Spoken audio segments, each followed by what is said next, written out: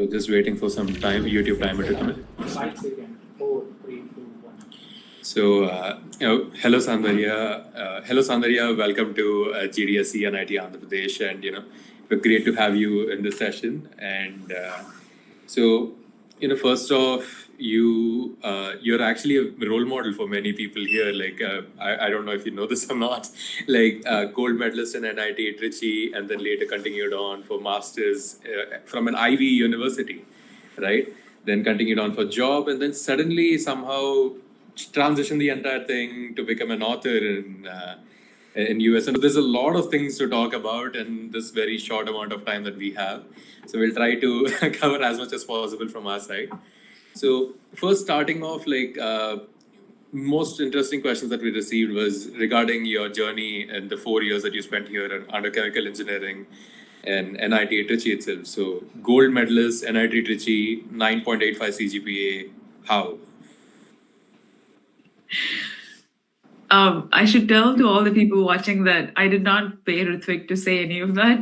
That's really very generous of you. To me, so many things in my life seem very, I felt very lost when I was doing a lot of these things. So it's nice to hear a different perspective on all of this. But I feel like NIT Trichy was a very different time in life, and I'm realizing that it's almost been 10 years since I've started my undergrad. I started when I was 17 and I'm 26 now. So it just feels like you start to feel like you've spent more time away from college than, in college. And I was a type A student in NIT, very much focused on academics. And I think for anyone watching this who also feels that, my guess is it comes from your childhood and how you were raised with your parents. In my case, my parents were wonderful, but they were also parents. My father especially was someone who really cared about, how me and my brother did in school. So I think you kind of start to internalize this fact that for my parents to feel proud of me, I should really do well in academics. So in hindsight, I feel like that's probably where it came from. And also a sense of I want to do well because I think that's what society thinks would help me be successful later on in life. So I have different perspectives right now, but I can go on and on about the education system in India. But I'm curious what aspect of NIT you'd like me to talk about, so I can talk about that. Well, the first thing is your choice of department, which actually was quite alarming for many people, because generally people start picking up computer science, and you were the one who went to chemical.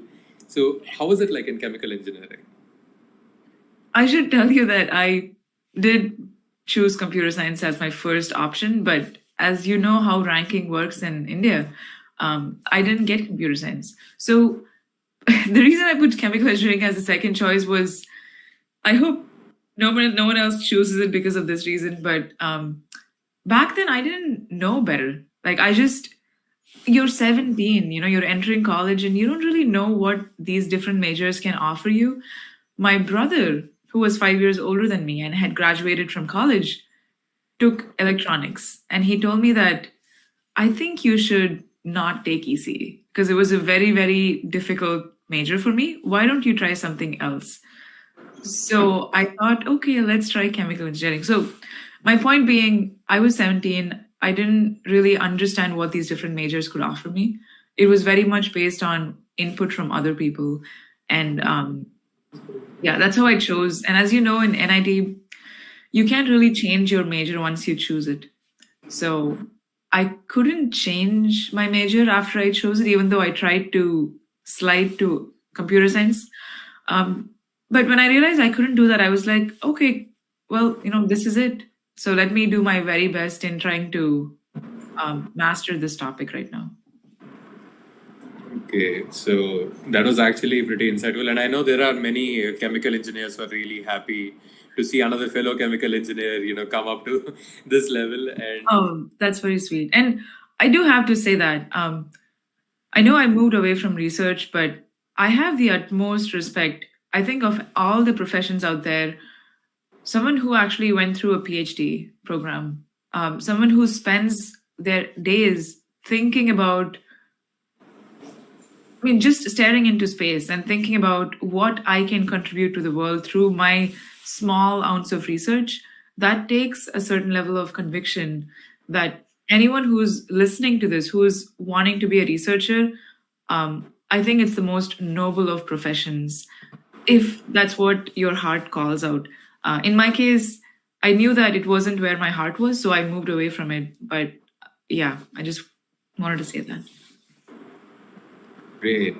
So that was actually a pretty insightful thing. And also regarding your time that you spent in NIT, right? You weren't free during those 4 years. You were not just completely, stuck into academics and then get it. You were also on the extracurricular side, like AICT, EC, I guess, the other. I'm really sorry if I mess up the name. But No problem. It's a terrible name. They could have named it much better, but it's called ISEC, AIESEC.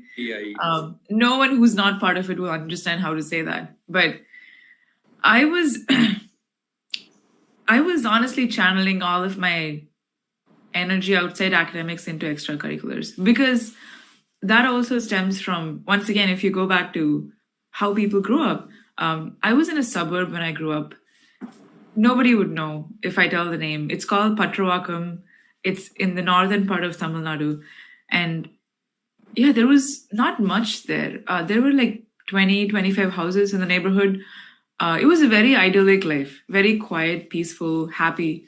But I had no extracurricular skills when I joined college. I think the most I had done by then was a little bit of chess and a little bit of dancing, but that's really it. So when I joined college, it felt like you kind of let a hungry kid loose into a supermarket with lots of food. So you wanted to try everything. And that's why I joined, I think I joined probably 7 to 10 clubs in those 4 years. And I also started ISEC. And once I started ISEC, it kind of consumed all of my time because I was starting it from ground up, and it was a very humbling experience. So yeah, like the club, I think you were one of the first people to ever bring that club to an NIT ever, right? So I don't know about that, but in NIT Trichy, I was. That's a story on its own, but it was not me who had the idea. A friend of mine. Oh, I see Dr. Hema join. Yeah, she's actually the head of the department. Welcome, ma'am, into the session. Welcome. Hello, everyone. Please go ahead. Okay. But yeah, I just wanted to mention, it was a friend of mine who had the idea, but then the friend left within 2 months. And then, so the friend came to me with the idea. I said, okay, let's do it. And then the friend left. So I had the choice of just leaving it or moving ahead. And I'm happy with the choice I made, because it's a very difficult choice to, when you had no idea what to expect for the next 2.5 years, to keep going. So I'm sure someone who is watching this might have the idea of starting a club or just starting anything. And my advice to you is to go ahead with it, because I think I learned the most from ISEC than anything I learned inside classes, only because it's a very real life experience of learning how to build a team, how to hire people, how to form relationships with NGOs in the city, and how to conduct events, and a lot of failures. So I feel that it's worth it if you go through the journey. Great. One main thing that we actually need to all learn from you is time management, because even though you were participating, like you said, in 7 to 10 different clubs, you still ended up getting like 9.85 CGPA, which is like on a scale which we are trying to balance one thing above the other. You balanced all three of them at the top level, and that is something which very few people have to say about, and a great thing to hear and have an example that we can achieve the same level if we try hard enough.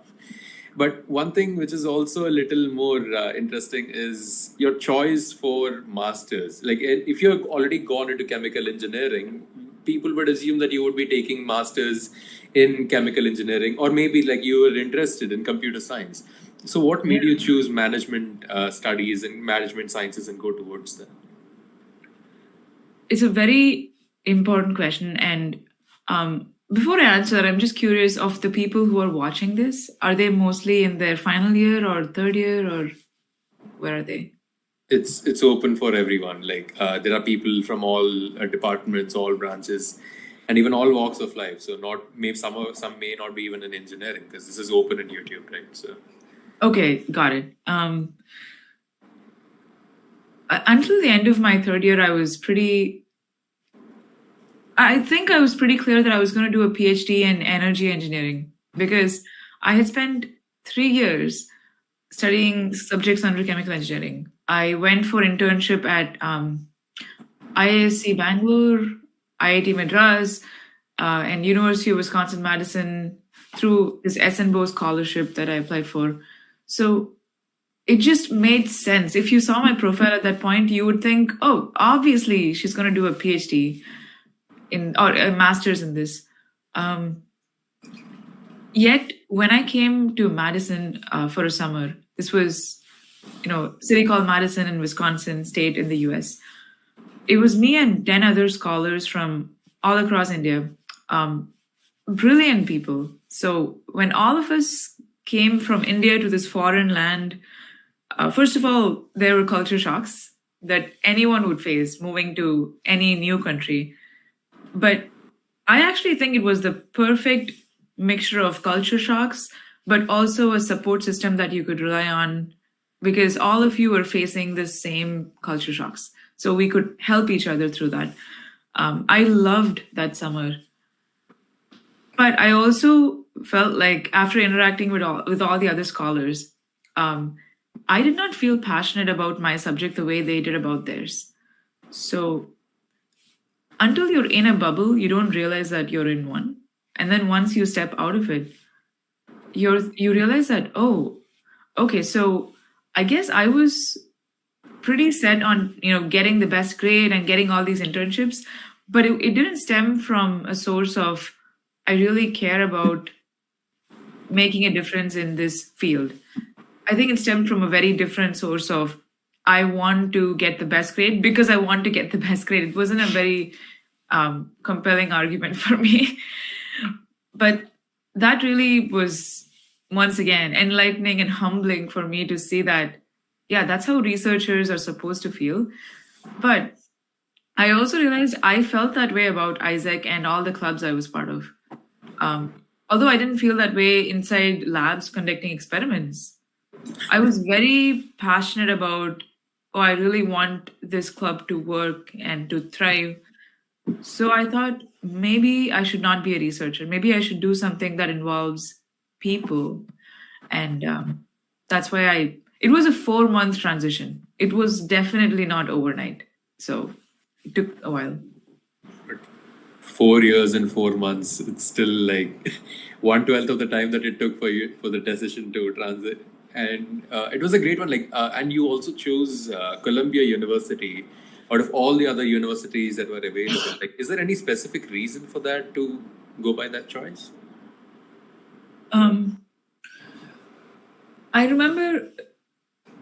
don't remember who told me about this management science and engineering degree. I think you just start researching and you happen to come across all these interesting degrees. I actually applied to 10 universities.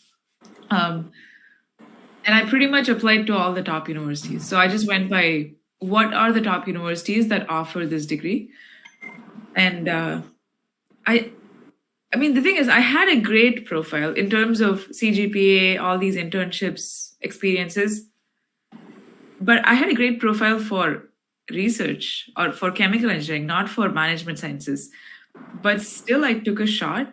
I was like, maybe they'll still take me in. But I mean, they took me in for a few universities, but I actually got rejected from many of them. I got rejected from Stanford, which was my first choice for management sciences.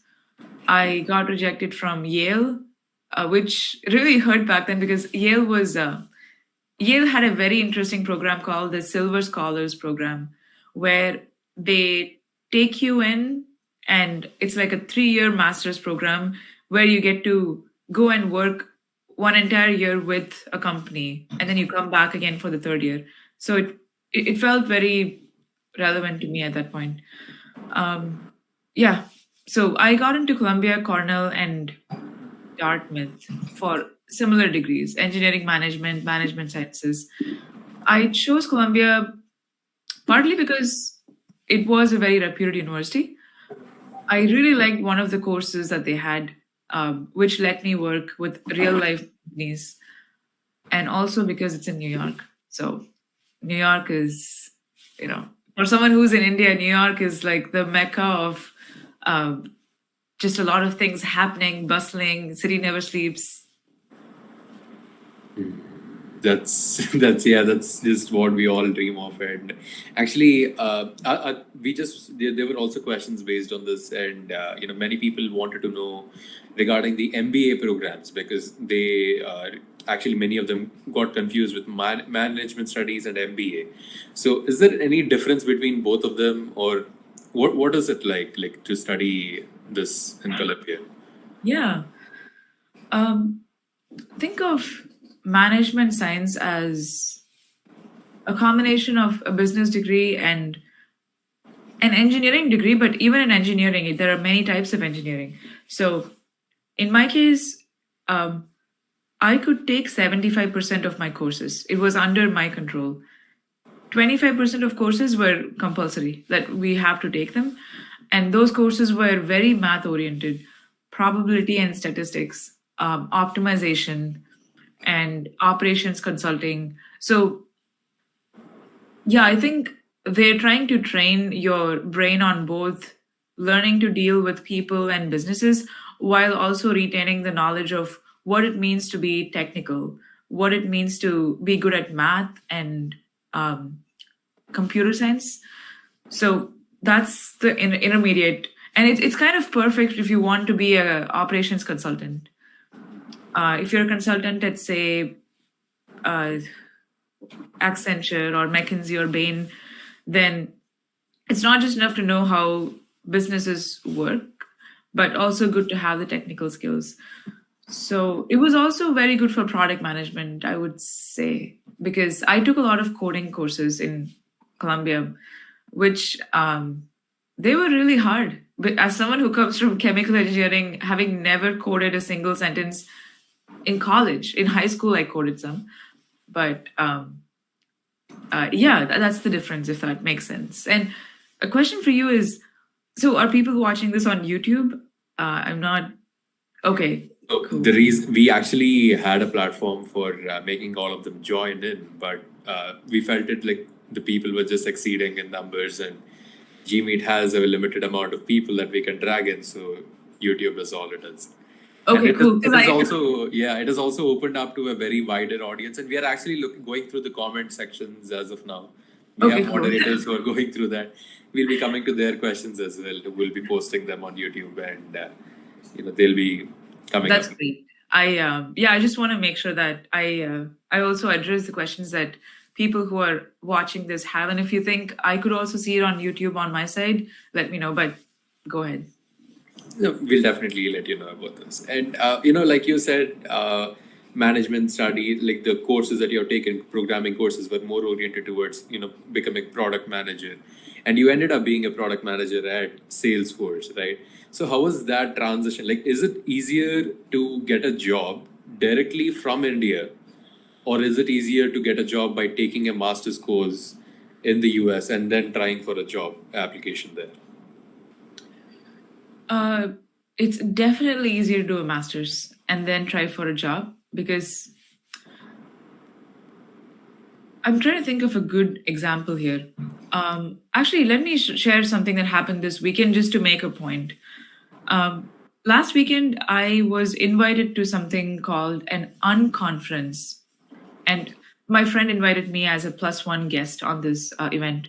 It was an invite-only event.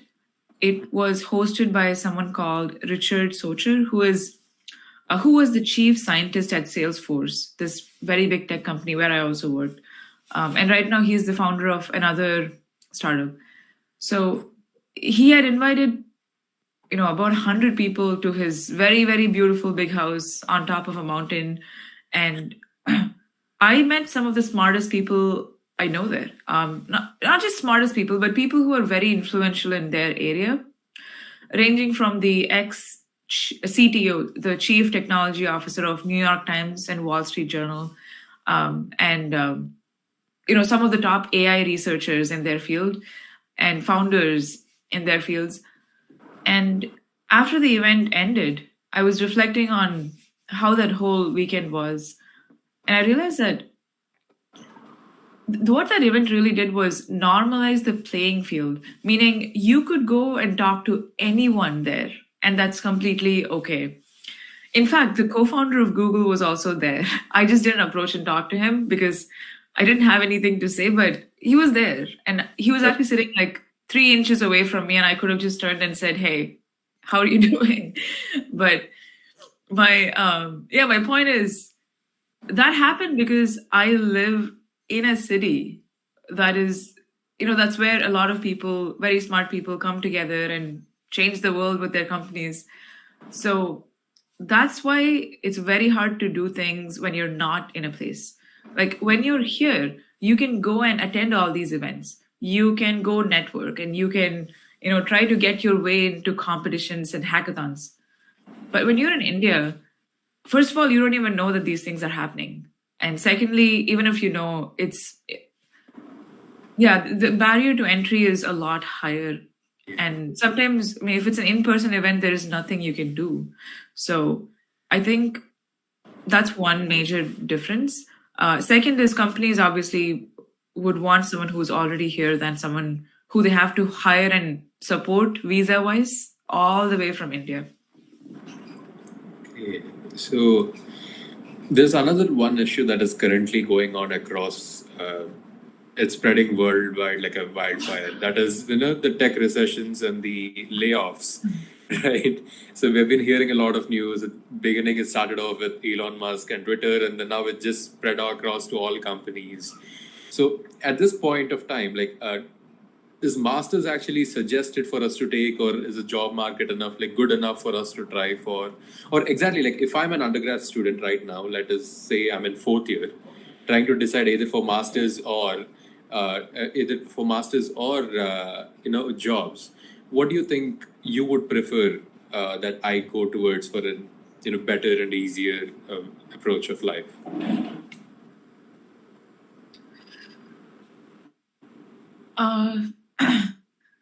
First off, I don't think we should conflate. I don't think we should combine what's happening at a national level, international level, with what's happening in our daily lives. So when Trump got elected 2016, I still remember I was sitting inside a class writing a Viva practical exam. And not just me, half of the class was with their phones checking the results of the election just to see, oh, please don't let Trump win the election. Please don't, please don't, please don't. And then he won. So when we finished that exam, I just rushed to the computer center to see, what does this mean for me? Is he going to kick me out of the country? Is he going to give me a visa? Is he going to not give me a job if I come there? So it sounds irrational, but that's what happens when you hear all these news outlets telling you that Trump is anti-immigration, that he's going to send all the immigrants back to their home country. You obviously think that affects me, right? But that's an error that I made. Is I'm trying to combine what's happening at the national level with what's going to happen day to day.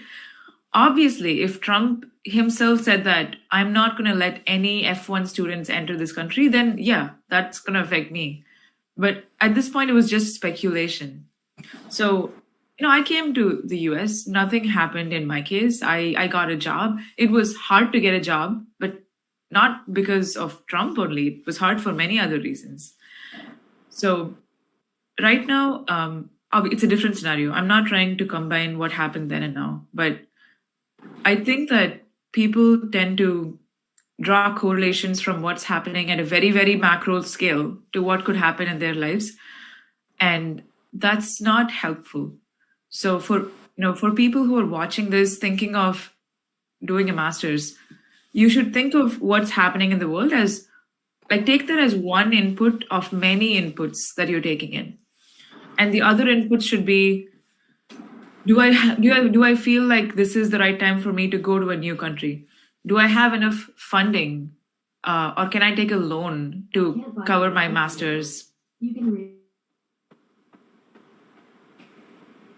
Sorry, my Google Home just spoke up for no reason. My bad. So yeah, another input could be,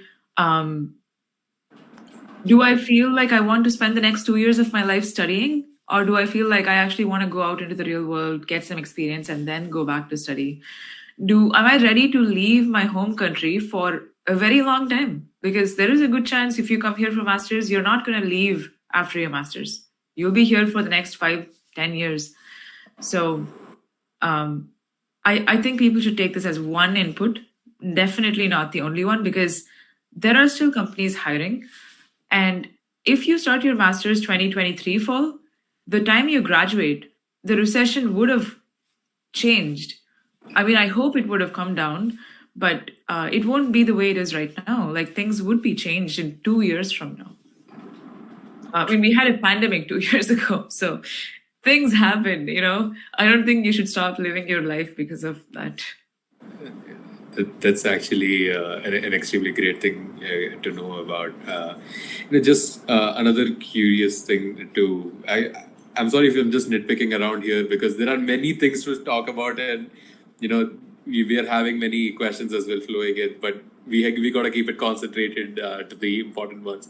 And the most surprising thing here was you got a stable job at Salesforce. You were already working as a product manager, but then the change occurs. You suddenly decide to become an author and go towards that field, leave your job. Was it after you got an O1 visa, or is it like duration of the O1 visa, or when was this actually why did this transition occur? And when? Yeah. So I should correct something. I don't have the O1 visa. I'm applying for the O1 visa. I don't think I've ever mentioned that I got it, but I can see how people think I got it because I quit my job. So they think that, oh, she quit because she got the visa, but it's okay. It's a very, very, very, I think you might be the 300th person to think that. Extremely sorry for that. No, not at all. It's not. Yeah. But yeah, what happened at Salesforce is kind of a history repeats itself, where I joined Salesforce as a product manager. And once again, you can see this pattern of you get into Columbia and then you're with very smart people around. And you kind of think, okay, the right thing for me to do right now is to join a very reputed company in a very reputed role. And so that's my goal, because that's what people around me are telling I should aim for. And that's the role that's going to give me a lot of status. So I do think I really enjoyed product management as a role, because to give you a few characteristics of what it means to be a PM, first is you have to be very good at people management, because really you're not really managing a product as much as managing relationships with people in teams ranging from engineering to management to sales to customer support to marketing. So that's a very good trait to have, like learning to manage people. Second is being empathetic. You are the voice of the customer. So you want to be there to listen to their feedback and help them and give them the features they want. Third is it really helps to have some coding knowledge so you can talk to engineers. Fourth is learning to prioritize, because you're going to have 100 requests, but right now you're doing that, Ritvik, like you're prioritizing questions that's coming in through the chat. So learning to do that is very helpful. So when I understood all these traits, I was like, hey, that kind of matches with what the traits that I have, the traits I'd like to have. So I think I should go for this. So I joined Salesforce. And it was, I think the moment you get an offer letter, you feel this sense of adrenaline. Like you're just feeling that you're on the top of the world and nothing can go wrong, nothing can bring you down. And then life happens and you move on and you lose that feeling. You don't really feel that anymore. And so when I joined Salesforce, the first few weeks was fine. I was feeling this sense of I'm here, this company is awesome, I'm getting free food, I'm getting free coffee, all of this. But then, within a few months, I realized that I don't really care about what I'm doing. Meaning, I couldn't force myself to feel passionate about the work that I was doing. And it just didn't feel right. I wish I can explain this better because obviously this is a question many people have asked me. But it was a sense of if I died tomorrow, do I want to be like, this is what I want to be doing if I were to die tomorrow? And the answer was no. So, but I still stayed for the first year because I was thinking there's a lot to learn. It's my first job in my life and it's a great company. So I have to pay back a very big loan I took from Colombia. I think, I had to pay back $100,000. So it's not zero, it's a lot of money. So first year I paid back my loan. I kind of used my bonus, everything that I got. I sent it back to India to just pay it back because I realized I don't want anything over my head that I have to keep paying back. But after the first year, I realized, okay, now I do have to, I want to leave. So that's how it started. And I can go into more stories about how my first book was published and how I quit. But I don't know if I want to also bore people with all of this. No. That was actually the next question which we are getting into. Like, out of all the books categories that you could have found, right? There were fictional books, you could have written scientific books or any other thing. You chose to write books that helps immigrants with their path, with their career path, and help them proceed at least show them some directions that are available which we may not be aware of in the past, right? What made you think of writing that particular book? Because admitted, I have gone through it, and for everyone who is watching this, definitely go purchase it on Amazon. It's really helpful and it's really amazing. And so what made you get into that choice of writing Admitted, and how did it go by? Thank you for saying all of that. I like to think of Admitted as my first baby because it took exactly 9 months for it to be born or for it to be created.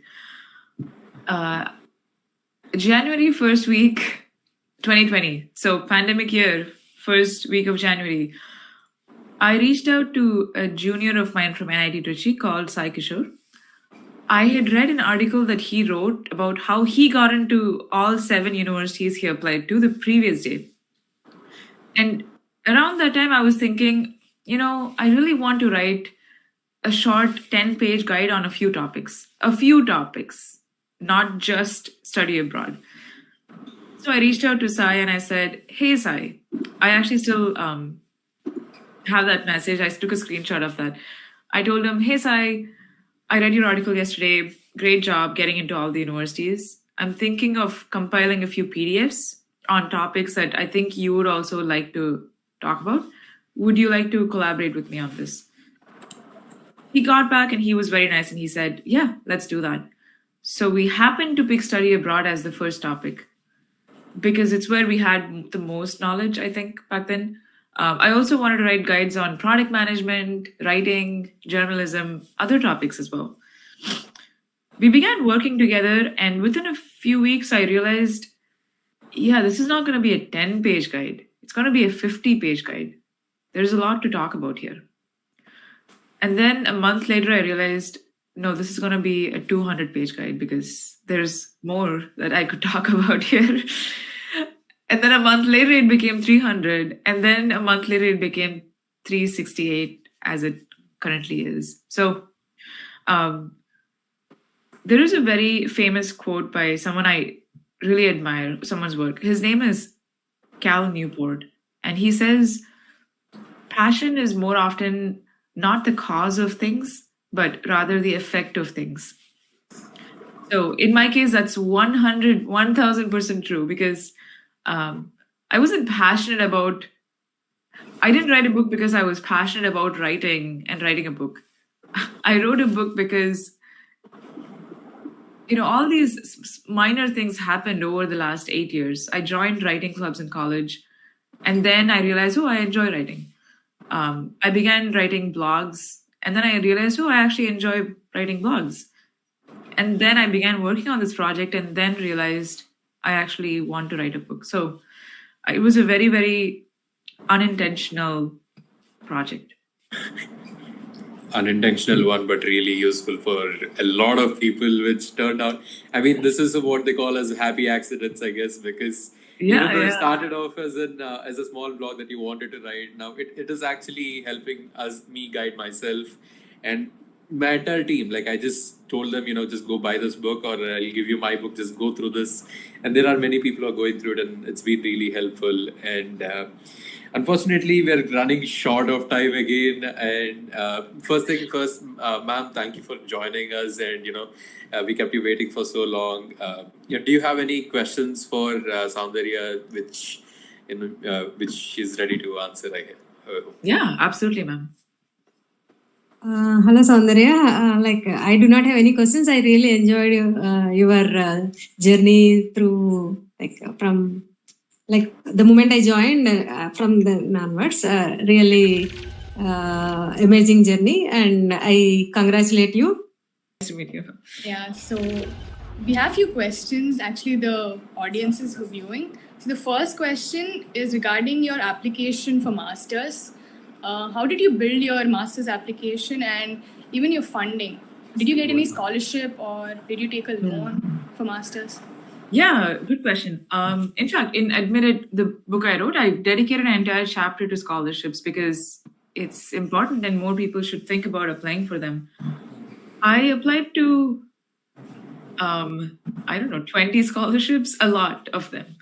I spent maybe 50 to 100 hours just searching for scholarships and applying for them.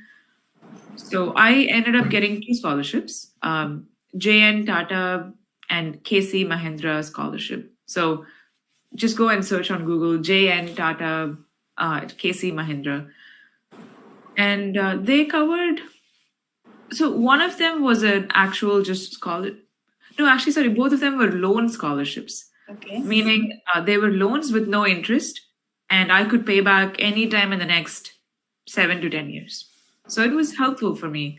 And they together were amounting to 18 lakhs, which if you convert to dollars, some $25,000 or so.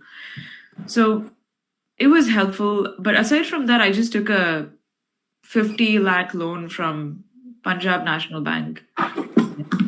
That's what I used for my tuition. And regarding your master's application, how did you go about it? What projects did you include? How did I go about it? If you think of your application, it's really just a combination of many ingredients, right? Like if you think of it as a recipe, you're just putting together ingredients like your resume, your statement of purpose, your CGPA, GRE scores, and so on. So some ingredients are a lot easier to get. Like GRE, you write your GRE and hope that you get a good score. But certain things were harder to get, such as the essay. The SOP obviously took me a while, as it should, because it is a very important question that you're answering of what do you want to be doing for the next 2 years of your life? Why do you want to do that? And why do you think you're the right person to do that? So, I think in my case, I couldn't include many of the projects I worked on because they were all research oriented. I really had to cherry pick projects to only talk about the things that had a management component. Okay, another question was, what do you think the BTech student should focus on in these 4 years, and how did you manage to motivate yourself for the 4 years you got a gold medal, right? How did I manage to motivate myself? This answer is not going to be helpful, but I never had to force myself to be motivated. That's because, though, as I was telling Ritvik before, it stems from childhood. It stems from a desire for respect, a desire for, I'm going to be brutally honest. I think if you get really good grades, then people will like you and respect you, was my perception back then. So I don't know if some people watching this are thinking that, but I think it also stems from a lack of self-worth, if that makes sense. That you tend to associate your value and your worth too much to your academics and grades. And I think that's a process that everyone goes through to some extent. And then you have to slowly unlearn that after you graduate. Because after you graduate, there's no more exams, no scores, nothing. It's just, you working on things and getting paid for it. So I think that's probably where it came from. But I never felt like I really had to motivate myself to study for this exam because that was not a problem for me. But I think for other people who are maybe struggling with being motivated, I would just say there is a very, very interesting video on motivation. I would just recommend people watch. So maybe I'll just tell the keywords that they can search for on YouTube. It's called Motivation is a State, Not a Trait. So motivation is a state, S-T-A-T-E, not a trait, T-R-A-I-T. And this doctor talks about how we think motivation is a trait. Like we say, oh, I'm just not a motivated person. But that's not true. We're all motivated people. And we're all demotivated people. It's a state. It changes from minute to minute and hour to hour. So if you understand how to regulate that, then you can learn to motivate yourself. With this, we come to the end of this session. Thank you so much, Soundarya, for sharing your journey with all of us. I'm sure it inspired a lot of students.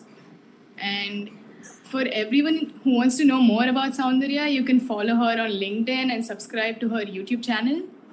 And also, please... Sorry, I just want to mention, I'm not super active on YouTube. So I would recommend definitely reach out, follow me on LinkedIn, and also reach out with a note that you were in this session, because otherwise I wouldn't be able to accept it. And I would also say, if you're curious about moving to America, and if you'd like to just know immigration insights and personal journeys, I have a newsletter that I send out every week, 2 newsletters actually. So you can just check that on my website, curiousmaverick.com. But if you go to my LinkedIn, you'll find all of this. Yes.